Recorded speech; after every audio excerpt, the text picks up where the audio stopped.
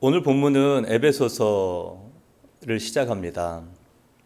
사도 바울이 사도행전 28장에 로마에 가야 하리라라는 그 고백과 결심, 그 거룩한 뜻, 하나님의 계획, 마음을 읽어내는 그 기도를 통해서 간 곳은 로마의 셋집, 감옥이었습니다.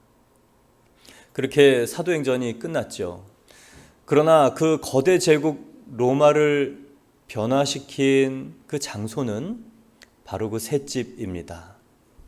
월세를 사느냐, 전세를 사느냐, 아니면 그 집이 몇 평짜리 아파트냐, 하나님이 보실 때 중요한 것은 그것이 아니라는 것을 명확히 보게 됩니다. 그 집 안에 하나님 나라가 선포되고 확장되고 있는가? 여러분, 하나님 나라에 집중하면 우리의 삶의 소유에 있고 없음에 그다지 영향을 받지 않고 살게 됩니다. 사도 바울의 이 셋집의 인연, 하나님 나라를 담대하게 그리고 주 예수 그리스도를 거침없이 전파하는 바로 이것. 감옥, 죄수, 이것이 하나님의 놀라운 보호와 복음 전파의 방법이었다는 것이 참 놀랍습니다. 그래서 유대인들의 그 살의 죽이려는 이 계획 속에서 사도 바울을 보호했고, 그리고 많은 사람들이 이 셋집에 와서 예수 그리스도에 대한 하나님 나라를 보았고, 그리고 가이사 로마의 근위 부대, 바로 이 중심 부대의 높은 사람들이 사도 바울의 복음을 듣게 되고 황실에, 로마 황실에 예수 그리스도의 이름이 전파되고 믿게 되는 역사가 나타난 것이죠.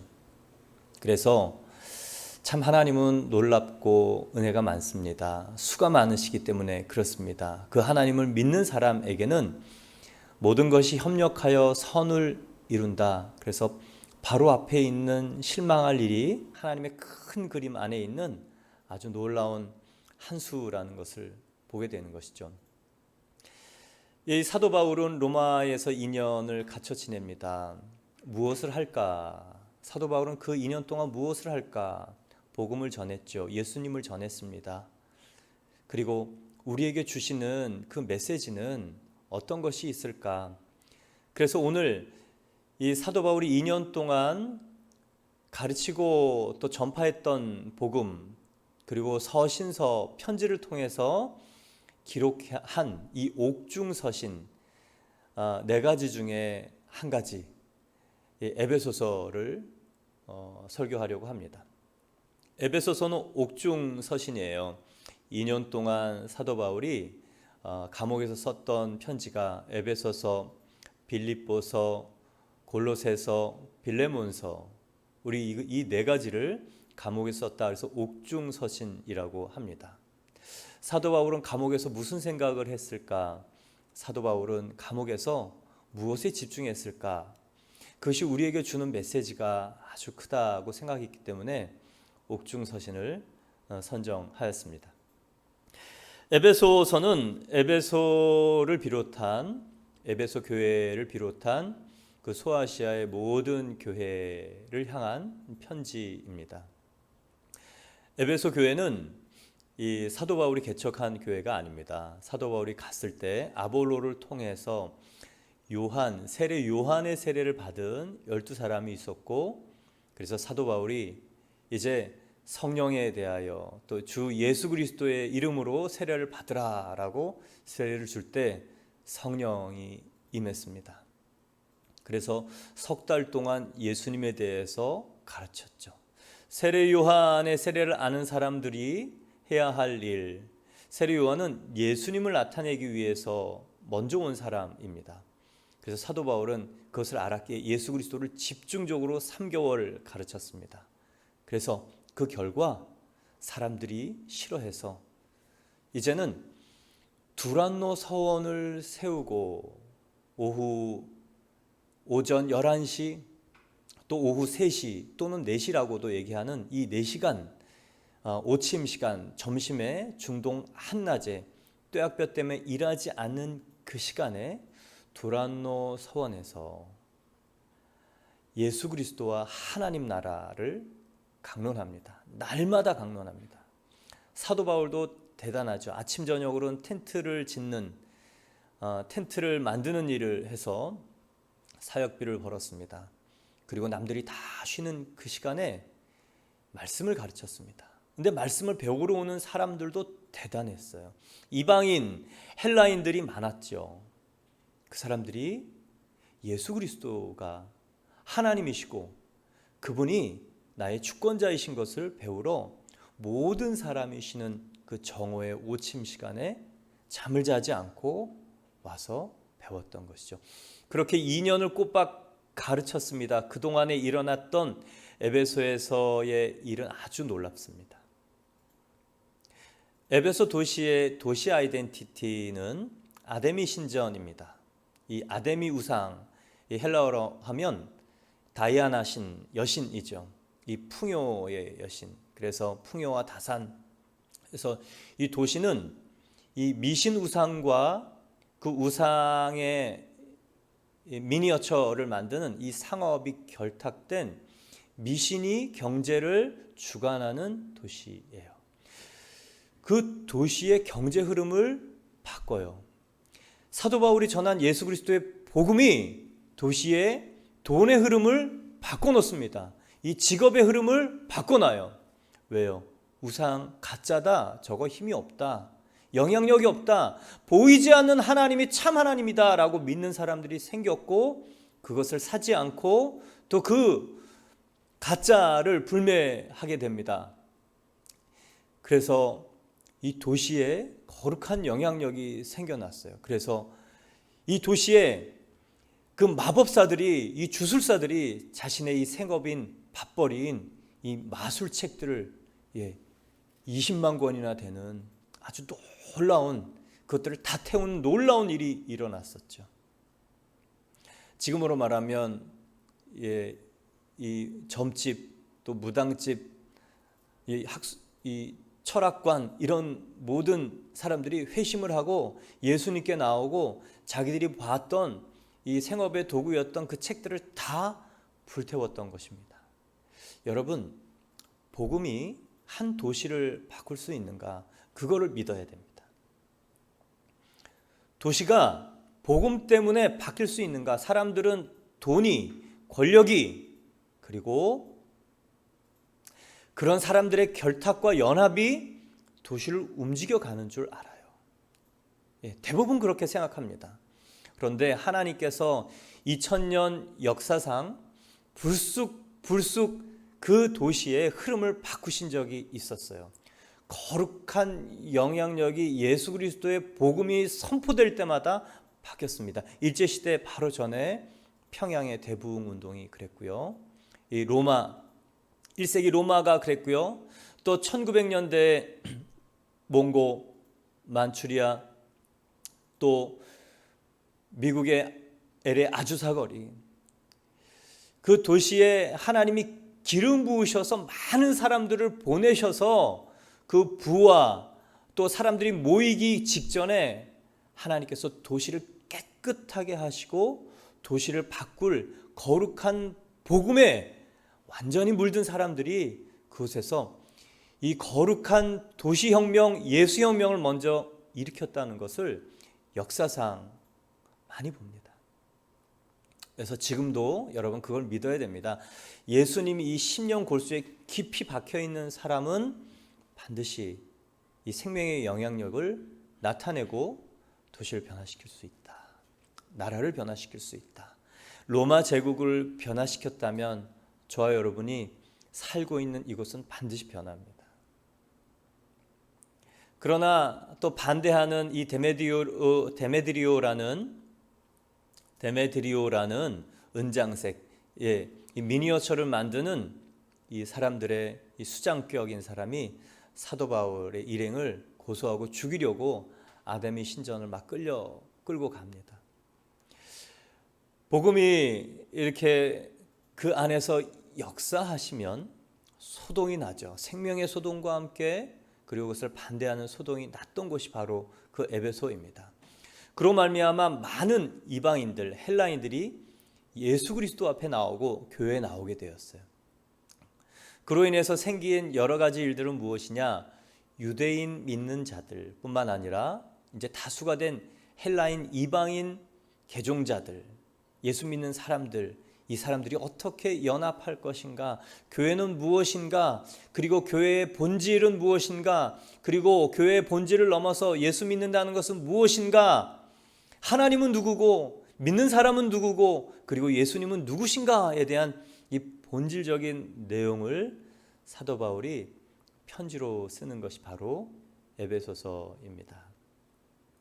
오늘 1절은 이렇게 소개가 하고 있어요. 하나님의 뜻으로 말미암아 그리스도 예수의 사도된 바울은 에베소에 있는 성도들과 그리스도 예수 안에 있는 신실한 자들에게 편지하노니. 편지입니다. 그래서 편지는 맨 처음에 누가 누구에게 쓴다라는 이 편지의 발신자와 수신자, 쓰는 사람과 받는 사람의 이름이 정확히 기록되어 있지요. 사도 바울은 자신이 편지를 쓴다라고 얘기를 하면서 자신에 대한 소개, 자신의 정체성을 사도라고 표현합니다. 사도란 아포스텔로스, 아포스텔로스, 보냄받은 자라는 뜻이에요. 어떤 임무, 사명을 받고 파견된 사람이란 뜻입니다. 근데 사도 바울은요, 이 사도라는 자기 정체성을 설명하기 위해서 두 가지의 기술을 합니다. 그러니까 사도라는 설명 앞에 두 개의 설명이 있는 거예요.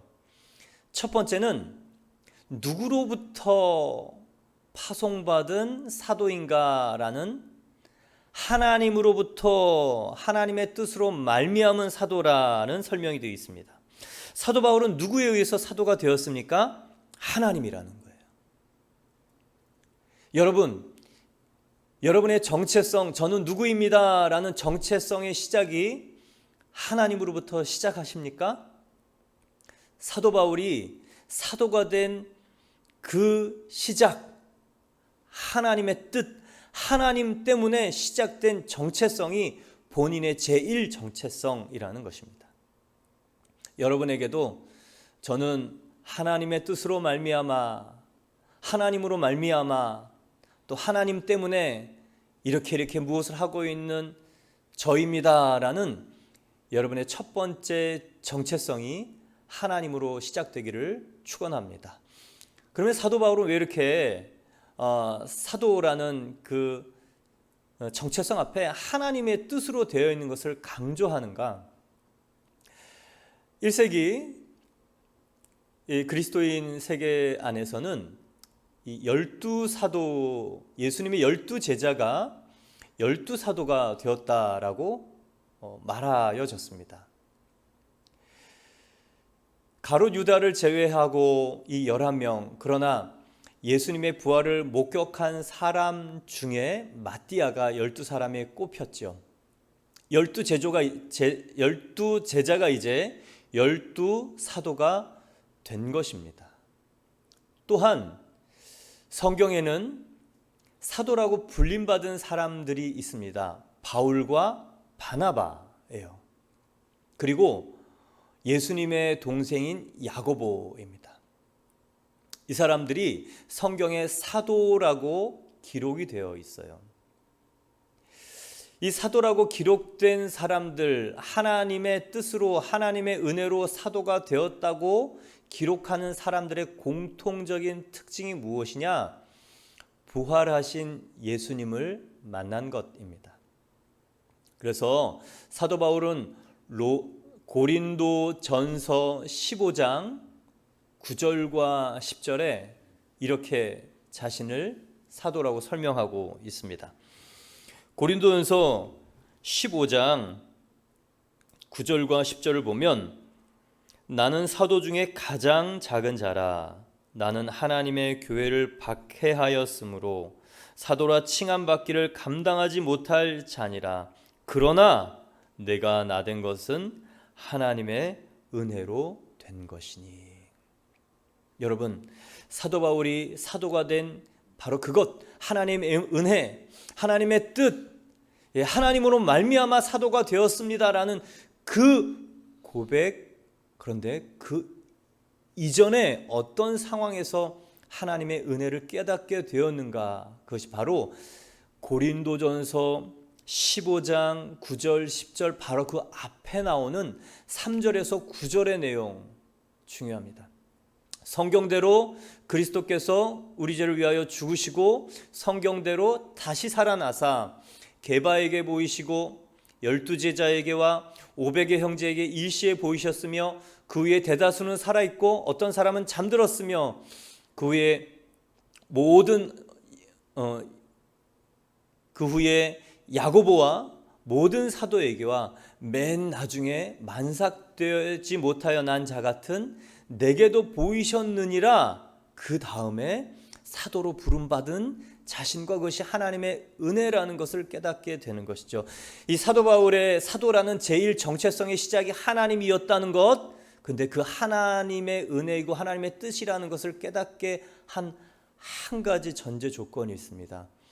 부활하신 예수님을 만난 것, 십자가에서 죽으신 분, 그리고 그 부활하신 분 만나면서 사도가 되었고 만나면서 하나님의 뜻이었구나 깨달은 것이에요. 예수님을 만나고 보니까 하나님이 나를 이 땅에서 구원해 주시고 그 사도로 정하셨다는 것을 깨달은 것이죠. 여러분, 예수님을 만나면 하나님으로부터 시작되는 나의 정체성이 분명해지는 거예요.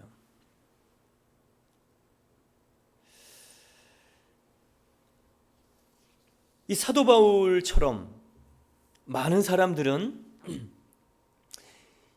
예수 그리스도가 하나님이 보내신 사람, 하나님이 보내신 하나님에서 하나님의 은혜입니다 라고 고백하고 하나님의 뜻입니다 라고 그 고백을 하려면 예수님을 만나야 돼요.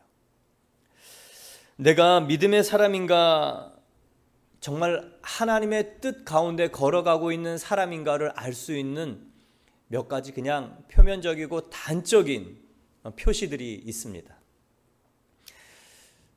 이 사람이 말하고 있는 이 내용, 말 속에, 단어 속에, 글 속에 얼마나 하나님이라는 단어가 많이 나오는가가 아니고 예수님이라는 단어가 나오는가, 그게 그 사람의 믿음의 생명 지수를 알려줘요.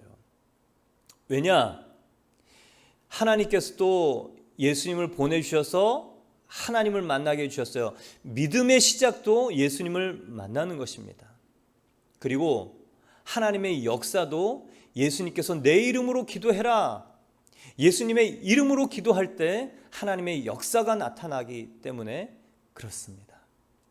그리고 사도의 전제 조건, 하나님의 뜻으로 됐다는 이 강력한 사도의 생명력은요, 예수를 만난 바로 그 은혜에서 시작하는 것입니다. 그래서 이 하나님의 은혜라는 신앙 고백, 예수 그리스도를 통해서 우리에게 시작되는 것이기 때문에 그래요. 지난주 설교 소감문, 큐티, 지난주에 한 분 한 분씩 주일 예배를 들으시고 나를 돌아보는 이 소감문 간증 큐티를 쓰셨죠. 그분 중에 이런 큐티가 있습니다. 하나님의 뜻을 이루는 과정에도 풍랑을 만날 수 있다. 하나님께 속한 사람은 풍랑도 풍요도 하나님의 선하신 계획 안에 있음을 믿는 자이다. 생명 살리는 거룩한 비전의 일을 할 때도 풍랑은 일어날 수 있다. 나는 이 땅에서의 모든 삶의 여정이 하나님의 선하신 계획 가운데 있음을 믿기에 풍랑도 내 삶 속에서 하나님의 뜻을 이루어가는 과정 가운데 있음을 믿는다. 다만 풍랑 속에 담긴 참 의미를 깨달아서 하나님의 뜻에 하나님께서 원하시는 최고의 선택을 하길 바란다. 하나님을 신뢰할 때 그분께서는 늘 탁월하신 방법으로 이끌어 가심을 보게 된다. 예수님께서 나의 주인이시기에 분명히 자신의 뜻을 계시해 줄 것이기 때문이다. 바로 이거예요, 여러분. 하나님의 뜻을 알려면 예수 그리스도를 통해서 오기 때문에 예수님이 우리의 주인 되셔야 되는 것이 필수입니다. 그래서 예수님을 만나면 자신의 과거가 이해가 되는 거예요. 아, 그때 그 불행, 사고, 아픔, 이 사업이 망한 것이 불행인 줄 알았더니 하나님이 나를 부르시는 그 일이었구나. 내가 그 일로 예수를 만나고 나니 하나님의 선하신 뜻이 깨달아졌구나 라고 고백하는 것입니다. 저는 하나님을 간증하는 분들 중에 하나님의 뜻, 하나님 얘기는 단어는 많이 나오는데 예수님 오간데 없는 분들을 많이 만납니다. 참 아쉽고 또 약간은 또 씁쓸한 마음이 들어요. 근데 그 차이가 굉장히 큰 차이예요. 하나님, 조물주를 믿는 것, 그리고 자신의 신념을 믿는 것일 수도 있죠. 그리고 분명한 하나님을 믿는 것일 수도 있습니다. 근데 교회 다니는 많은 분들 중에 하나님을 아는데 예수님을 모르는 분들이 많더라고요. 어떻게 그럴 수 있을까? 그럴 수 있더라고요. 대부분은 예수님에 대한 정확한 성경의 이해 그리고 설명이 불가능하다는 것을 발견했어요. 들은 거예요. 들어서 아는 것입니다. 인격적인 만남은 아니에요. 사역을 10년, 20년, 직분을 또 많은 직분, 여러 직분을 받아도 예수님에 대해서 설명이 안 되는 이유는 만나지 않았기 때문에 그렇습니다. 그런 분들의 특징은요, 예수님이라는 단어가 입술에 많이 없어요. 하나님이라는 단어로 대치해서 설명이 됩니다. 그게 저의 고백이었어요. 저의 고백. 저는 치유도 경험했어요. 20대. 그리고 하나님의 은혜를 많이 얘기했지만 예수님 얘기를 못했습니다. 왜요? 예수님이 죽어야 될 이 원죄, 이 선악과 먹은 죄, 내가 주인인 죄, 이걸 깨닫지 못했기 때문에 예수님의 십자가가 내 마음속에 없었어요. 그리고 그분이 주신 새로운 생명과 부활의 권세, 이거는 멀리 다른 사람의 이야기였습니다. 그런데도 그때 친구들에게, 많은 사람들에게 제가 치유됐으니까 하나님 믿어, 교회 가면 좋아, 전도 열심히 했습니다. 그런데 내 마음처럼 이렇게 전도가 되지 않았어요. 생명력이 없었습니다. 그러다 32살 때 예수 그리스도를 정면으로 만났죠. 여러분, 예수 그리스도를 이 심중에 딱 뿌리가 박히도록 만나는 사람은요, 그 입술에 하나님이라는 단어보다 예수님이라는 단어가 더 많아요. 그리고 예수님을 전파합니다. 사도 바울, 이 사도행전의 사람들은요, 하나님에 대한 간증을 무엇으로 하냐면 예수와 복음, 예수와 부활, 하나님 나라를 무엇으로 설명하냐면 예수가 하나님이시고 주이시라는 것을 설명하면서 하나님과 하나님 나라를 설명해요. 그게 당연한 거예요. 여러분, 그래서 오늘 돌아보실 때 소감문 적으실 때 나의 큐티와 나의 간증에 하나님의 은혜입니다, 하나님의 뜻입니다 라는 단어 하나님이 많습니까? 아니면 예수님, 그리고 예수님의 구체적인 일이 명확히 기록되어 있습니까? 한번 보십시오. 그게 내 생명 지수를 정확히 나타낼 수밖에 없습니다. 복음은 로마서 1장 2절에 그 아들에 관한 것, 예수에 관한 거예요. 하나님은 그 아들을 보내서 하나님을 만나게 해주셨어요. 그래서 그 아들 예수가 나를 만난 자는 하나님을 본 것이다 라고 얘기했기 때문에 여러분, 주와 그리스도 교회 성도분들은요, 예수님이라는 분명한 단어가 있기를 바랍니다. 이 두리뭉실한 호칭 하나님, 이게 여러 가지 의미로 사용돼요. Some God, 어떤 조물주, 그리고 우리가 믿는 하나님, 그리고 예수님, 아직 그 의식이 없는 사람도 하나님 다 부를 수 있는 이름이 호칭이 하나님입니다. 근데요, 예수님이라는 호칭은 그 예수 그리스도를 인격적으로 만난 사람. 다른 말로 얘기할게요. 내가 십자가에서 죽어야 되는데 예수님이 죽으셨구나. 그리고 그분이 부활하심으로 나에게 새로운 생명, 하나님의 생명, 그리고 권세를 주셔서 하나님 나라를 이루게 하셨구나가 알아진 사람은 정확하게 예수님이라는 설명을 할 수밖에 없고 하게 됩니다. 저희 교회는 그런 교회, 예수님이 호칭이 분명한 교회, 그리고 더 정확하게는 예수님이 나의 주인이십니다라는 주인 되신 예수님이라는 호칭이, 예수님에 대한 이 호칭이 명확해지기를 축원합니다. 이 사도 바울, 누가 시켜서 사도가 된 것도 아니요, 자신의 의지로 된 것도 아니요, 열정으로 된 것도 아니요, 하나님이 시작하신 이 정체성, 하나님이 이끌고 계시다는, 내 인생을 하나님이 이끌고 계시다는 이 믿음의 고백, 예수님을 인격적으로 만난 다음에 한 고백이에요. 기독교는 예수님에 대한 신앙이 명확해야 됩니다. 그래서 오늘 돌아보실 때 그간의 큐티를 돌아보시기 바랍니다. 그동안의 나의 간증을, 그 안에 담긴 단어들을 돌아보시기를 바랍니다. 예수가 분명한가? 더 정확하게는 예수님의 십자가, 그리고 예수님의 부활, 이게 명확히 명시적으로 선포되고 있는가? 그럴수록 생명이 넘칠 수밖에 없어요. 예수 그리스도의 이름에 권세가 있기 때문에 그렇습니다. 예수 그리스도의 부활에 권세가 있기 때문에 그렇습니다. 예수 그리스도의 보혈의 능력에 은혜가 있기 때문에 그렇습니다. 그래서 얘기를 쭉 여러분 할 때마다 이 사람이 거슬려 할 만한 내용인데도 분명하게 얘기할 수 있기를 바라요. 예수님, 우리의 주인, 나의 주인 되신 예수님, 그렇게 얘기하면 사람 굉장히 거북하겠죠. 거슬릴 거예요. 근데 여러분, 그렇게 마음의 파장이 시작되면서 그 영혼에 갈림길이 생깁니다. 그 갈림길을 우리가 만들어주는 그 이정표를 우리가 세우는 일을 하는 것이 바로 사도이죠. 그래서 하나님의 뜻대로 간증, 하나님의 은혜로 간증, 하나님의 여러 일들을 간증하는 그 일 속에 여러분, 분명한 분, 예수님, 그리고 십자가, 부활, 이 주인 되신 예수님, 그분이 있기를 축원합니다. 첫 번째는 누구에 의해서 사도가 되었는가 이고, 두 번째는 누구의 사도가 되었는가, 이것이 바로 이제 그리스도 예수의 사도가 된 바울 두 번째 설명입니다. 사도, 어떤 사도냐? 그리스도 예수의 사도.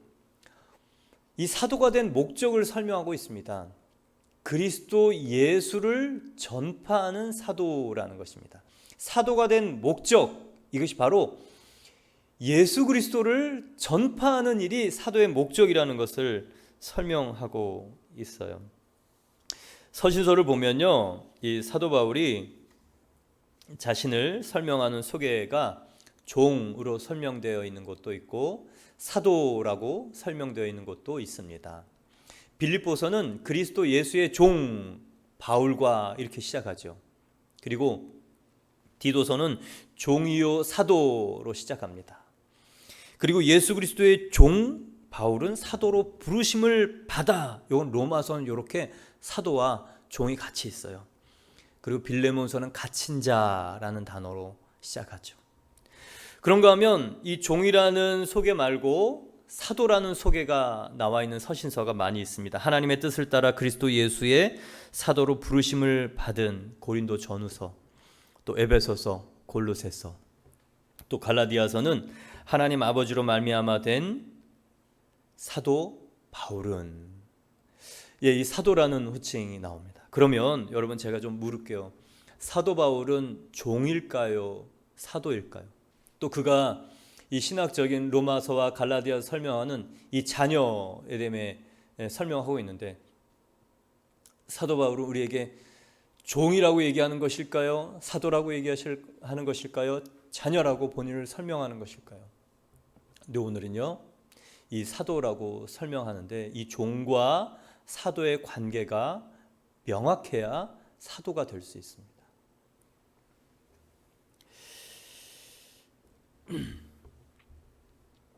예수를 전하라고 임무와 그 미션을 받은, 이 파견을 받은 사도는요, 철저하게 예수님이 하나님이시며 그분의 주권 아래 자기의 모든 이 권한이 종속되어 있다는 것을 깨닫는 자예요. 쉽게 얘기하면 예수 그리스도를 전하라고 보냄받은 이 사도는 예수의 종인 사람 중에서 사도가 되는 것이에요.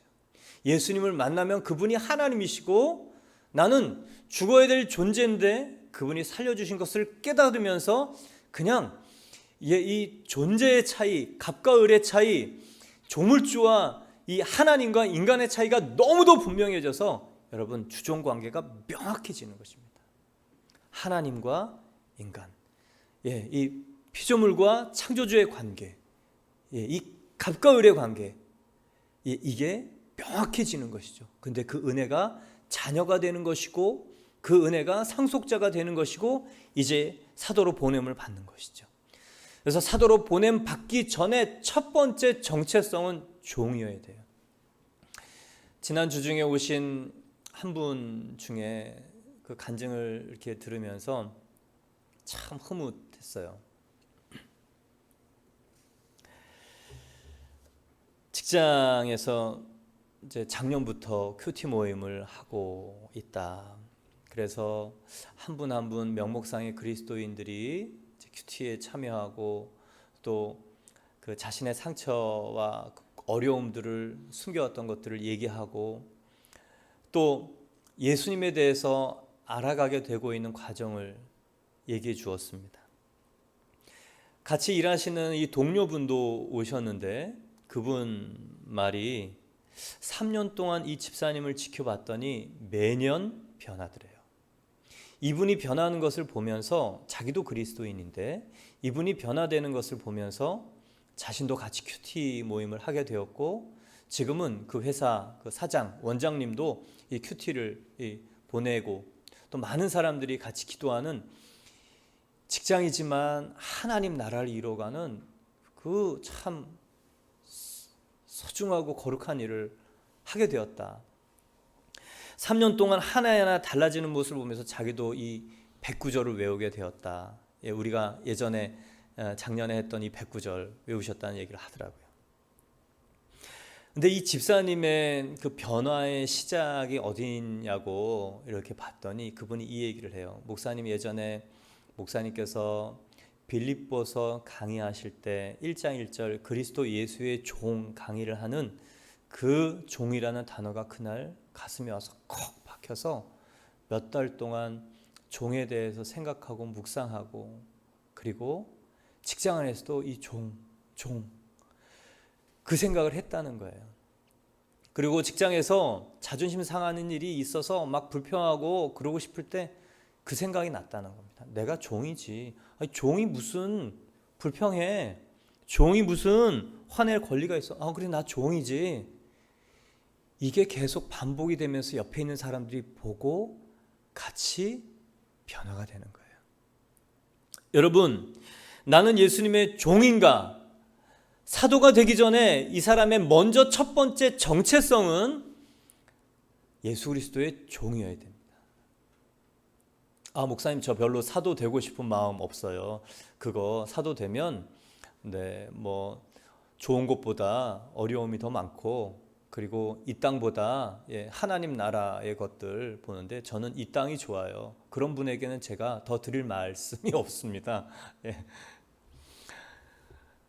그러나 예수님을 만난 사람 중에는 나의 현재와 이 사도와의 거리감이 있긴 하지만 내가 설 곳이 저기야.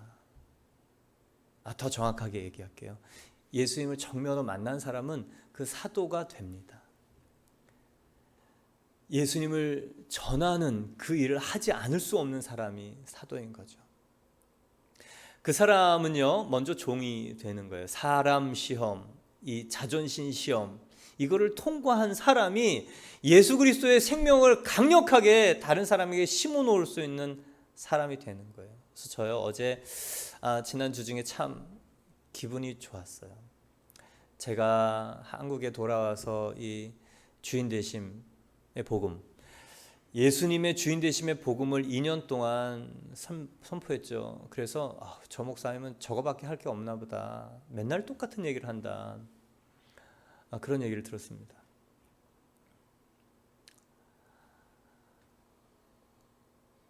그래도 했죠. 그래도 해야 돼요. 그래야 왜 저 사람이 저렇게 하는가, 사람들이 호기심을 갖는 사람이 조금 생깁니다. 그냥 제껴두는 사람이 있는가 하면 호기심 때문에 그 예수 그리스도가 주 되시는 복음에 관심을 갖는 사람들이 생겨요. 그렇게 오해와 그리고 무시와 또 비난을 받으면서 선포했던 이 예수 그리스도의 이 주되심, 그리고 이 자기 부인, 이 종됨, 이 축복을 전포했는데 그 열매가 한 영혼을, 심령을 바꾸고 그 영혼의 삶의 이 영향력을 바꾸고 직장에서 이 믿는 사람들을 하나님 나라를 이루어가는 그 모습을 보면서 진짜 감사했고 소망이 생겼고, 그래, 예수가 정확히 심겨진 사람에게는 저런 영향력이 나타나는 게 맞아. 전도가 되는 게 맞아. 전도가 되어지는 거야. 왜냐하면 내가 예수님의 종이 되면 여러분, 생명이 나타납니다. 주인이 일하시는 거예요. 그래서 주구장창 예수 그리스도의 주되심의 복음을 선포하는 것이죠. 그래서 사도행전 설교를 마쳤는데요, 많은 분들이 이제 그동안 연락을 주셨는데 네가 다른 설교를 할 수 있다는 게 놀라웠다, 이런 분도 있고요. 어떤 성도분은 목사님, 그런 설교를 할 수 있었는데 왜 안 하셨어요? 그때 거기 또 해주시지 그러셨어요. 또 어떤 분은 너 설교 많이 늘었다, 이런 동료도 있었습니다. 여러분, 설교가 핵심적인 내용이 뭐냐면요, 얼마나 배경과 그 인사이트들을 잘 풀어내는가, 그것보다 중요한 게 있어요. 설교를 통해서 그 한 영혼의 주인이 바뀌었는가예요. 한 영혼의 주인이 자기 자신, 이 세상 신이 다스리는 자기 자신에서 예수 그리스도가 다스리는 이 주인이 바뀌게 하는 설교가 진짜 설교입니다. 그래서 저희 예전에 담임 목사님은요, 당신의 설교 안에 예수님이 있는가? 설교의 맨 끝은 예수님으로 종결되어야 된다, 늘 얘기를 들었어요. 주인 바꾸라는 얘기예요. 여러분, 그래야 강력한 사도가 됩니다. 여러분은 예수 그리스도의 종이십니까? 그게 먼저 된 사람을 통하여 하나님은 생명의 일을 하시는 것이죠. 그 사람들이 이제 사도 바울이 어떤 사람들에게 편지를 쓰는지 써 있습니다. 수신자 받는 사람들이 나오죠. 에베소에 있는 성도들과 그리스도 예수 안에 있는 신실한 자들에게 편지하노니, 에베소에 있는 성도들과로 연결되어 있지만 같은 내용이에요. 그리스도 예수 안에 있는 신실한 자들에게 편지하는 것입니다. 예수 안에 있는 신실한 자들이란 두 가지 뜻입니다. 예수 안에 있는 사람, 무슨 얘기인지 알죠? 예수와 연합한 사람, 예수님 안에, 내가 예수님 안에, 예수님이 내 안에, 다른 말로 하면요, 예수님이 주인 된 사람입니다. 그 사람들은요, 신실한 삶의 인격적 성숙한 특징이 나타난다는 뜻이에요. 그리스도 예수 안에 있는 신실한 자라는 첫 번째 뜻은요, 예수님과 연합된 사람, 예수님이 주인 되신 사람이라는 첫 번째 뜻이고, 두 번째 뜻은 예수님이 주인 되시고 다스리셔서 성숙한 인격적인 특징이 나타나는 사람들이라는 뜻입니다. 교회를 보면 간혹 신앙은 있으나 신앙인격이 부족한 분들 봅니다. 옛사람의 지배를 받아서 버럭 발끈 뒤끝 길고 그리고 염려 불안 수근수근 이 신앙인격이 이 귀신 성격 아직도 있는 사람들도 있어요. 그런가 하면 정기적으로 교회를 출석합니다. 그리고 그 인격의 됨됨이도 굉장히 훌륭해요. 그런데 예수님의 신성, 성육신, 이 동정녀 탄생 믿지 못하는 분 계시고, 부활 믿지 못하는 분 계시고, 그리고 예수님의 이 초월성 믿지 못하는 분이 계시죠. 그런데 어떤 사람이 건강한 사람인가? 초월적 하나님 그분이 내 안에 들어오셨기 때문에 그분이 나를 다스려서 그분의 성품과 능력이 삶으로 나타나는 사람, 이 사람이 하나님이 기대하시는 사람입니다. 사도행전 끝 마무리부터 제가 예수 그리스도의 주되심의 복음을 강력하게 전파하고 있습니다. 왜냐하면 처음부터 그렇게 하면 여러분 거부감이 있기 때문에 저도 거부감이 있었어요. 그래서 1학기 동안 얘기하고 6월 달에는 이제 그 얘기를 하고 있습니다. 왜냐하면 지금 복음 109절 전반부 63번까지 암송하고 있는 그 핵심 줄거리는요, 예수가 하나님 나라가 이 땅에 내 마음 가운데 오게 하시는 주권자 주인이시다, 하나님 나라의 주인이시다, 이 예수 그리스도의 주되심의 복음의 줄거리가요 주인 되심에 있기 때문에 그래요. 예수님의. 그리고 그 축복이 있으면 그것이 축복인 줄 알면 반드시 시간의 차이는 있지만 변합니다. 그분이 주인 되시면 반드시 변합니다. 2절을 보면 이제 수신자 발신자 소개와 함께 그 시작 인사가 있어요. 하나님 우리 아버지와 주 예수 그리스도로부터 은혜와 평강이 너희에게 있을지어다. 하나님은 우리 아버지와 주 예수 그리스도로부터 결국은 하나입니다. 예수님을 붙잡아야 하나님의 은혜가 오는 것이고요. 하나님의 은혜는 예수 그리스도를 주로 삼을 때 온다는 얘기예요. 그리고 은혜와 평강, 은혜, 카리스입니다. 받을 수 없는 그 은혜를 받는 것, 그 호의, 그것이 카리스 은혜입니다. 칭의의 입장에서 보면 죽어야 되는 존재가 죽지 않고 살게 된 것, 이게 칭의의 카리스 은혜입니다. 성화의 입장에서 보면 예수 그리스도를 닮아갈 수 없고 하나님을 닮아갈 수 없는 존재가 하나님의 은혜, 카리스로 말미암아 하나님을 닮아가는 것. 그래서 여러분, 저와 여러분에게 하나님의 은혜가 풍성해야 되는 것이요, 하나님의 은혜가 우리를 거듭나게 하고 우리를 성화되게 합니다. 물론 예수님을 통해서 오는 것이죠. 근데 그 은혜와 평강의 관계를 좀 설명해 보면, 은혜, 카리스, 그리고 은혜가 깨달아진 자에게 평강, 에이레네, 이 평강, 이 샬롬의 다른 표현이에요. 샬롬이 있습니다. 사람은 하나님과 원수 관계였어요. 하나님의 왕자에 자기가 앉았기 때문에 이 반역죄의 대가는 참수입니다. 사형. 근데 하나님이 그 원수 참수되는 인간을 위해서 하나님의 독생자 아들을 죽이셨어요. 그리고 인간과 하나님을 화해케 해주셨습니다. 그게 카리스 은혜예요.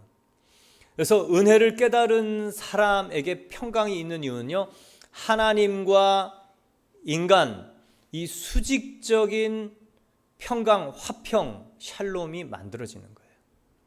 이 객관적 샬롬이 그 영혼 안에 내면적이고 주관적인 평강, 평안, 이게 만들어지는 것입니다.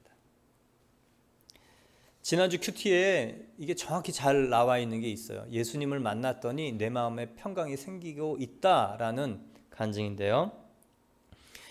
주 되심의 복음을 깨닫고 제가 가장 많이 변한 부분은 고난에 대한 저의 해석과 태도인 것 같습니다. 주 되심의 복음을 몰랐을 때는 고난을 비껴가기 위해 교회를 다녔었고 저의 삶에 풍랑이 오지 않고 순풍에 돛달고 가기를 기도했습니다.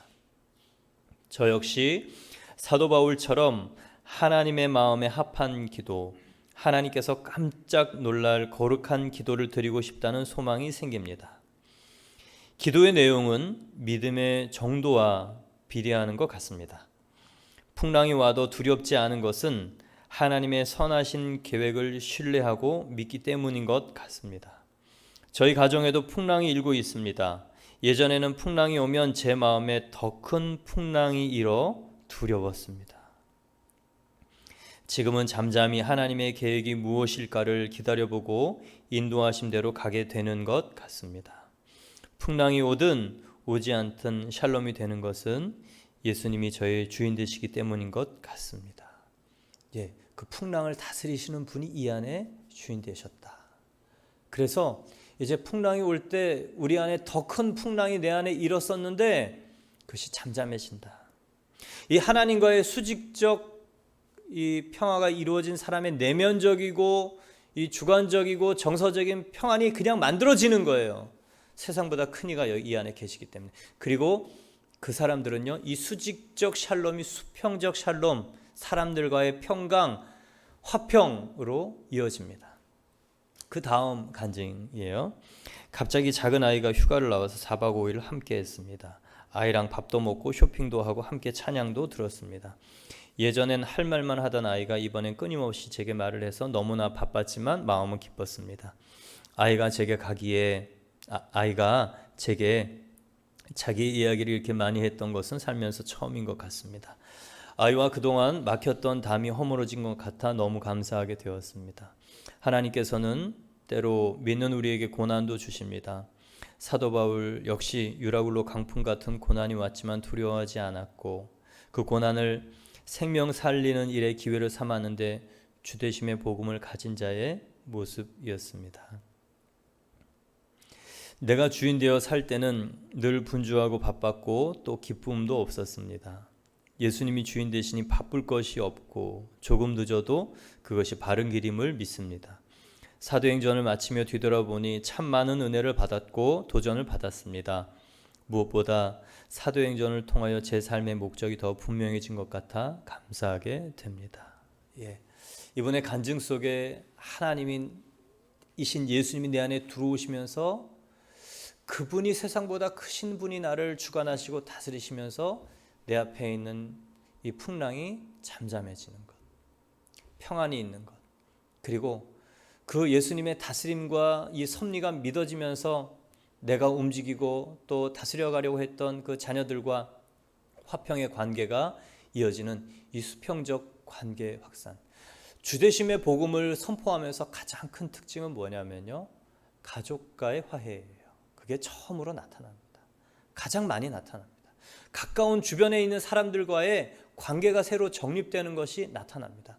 그래서 이 가족, 그리고 이 가족의 울타리를 넘어서 이 믿는 사람, 또 믿지 않는 사람, 계속 이 수평적 평강, 화평, 에이렌의 샬롬이요, 예수님의 주인 되심을 통해서, 주인 되신 사람을 통해서 계속 확장되어 가요.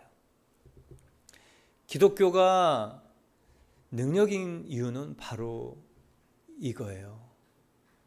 우리는 끼리끼리를 좋아합니다. 내가 좋은 사람, 싫은 사람이 너무 명확합니다.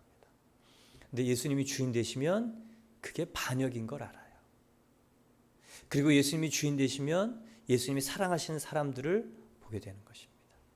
그래서 어느 순간에 마음을 열고 다가가고 어느 순간에 기도하게 되며 내 가족처럼 피를 나눈 가족과 같은 거룩한 예수 보혈의 가족이 되는 것입니다. 또 한 분도 있어요. 간증을 보면 아들은 현재 학교에 입학을 하거나 대학교요, 아니면 1년 재수를 할 수 있는 상황입니다.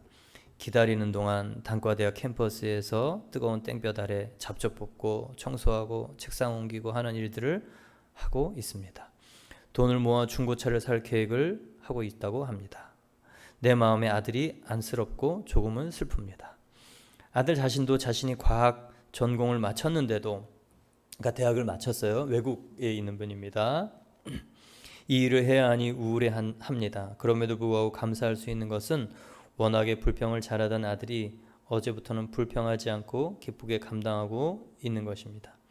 1년 더 늦어질 수 있지만 원하는 일을 할 수 없을지도 모르지만 주인 되시는 예수님의 마음과 성품을 생각하며 그분의 계획은 선하시니 소망을 갖게 됩니다. 그 다음 얘기도 중요해요. 지난 주말에는 가족이 다 함께 집에서 간식을 먹으며 영화를 보았다. 예전에는 자주 했었는데 아들과 남편이 자신들의 주장을 서로 굽히지 않아 냉전 상태가 되어 멈추었었다. 그런데 지난주에 남편이 다시 함께 영화를 보자고 했고 아들이 좋은 영화를 골라와 가족이 좋은 시간을 가질 수 있었다.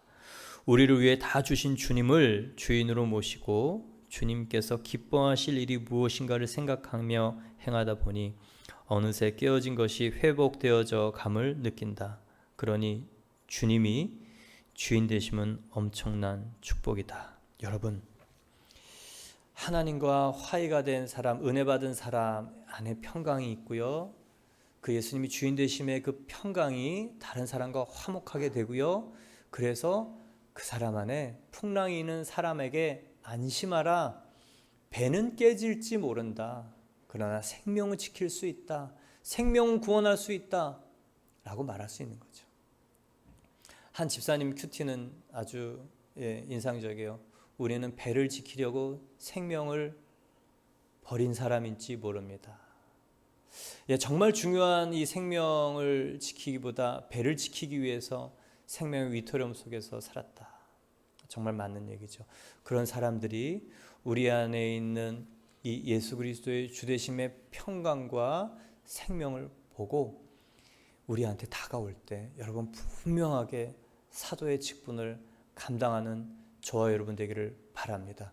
예수 그리스도의 십자가의 보혈, 예수 그리스도의 부활의 권능, 그리고 그 주인 되심의 축복을 여러분 먼저 6월의 암송을 통하여, 말씀 암송을 통하여 그 주되심의 복음, 예수 주되심의 복음이 내 안에서 인격적 만남으로 내 안에 차오를 때 우리는 예수님의 사도, 믿는다 하는 그런 사람이 아니고 정말 예수님의 생명을 전달하고 사람들을 살려내는 예수 그리스도의 사도 될 줄 믿습니다.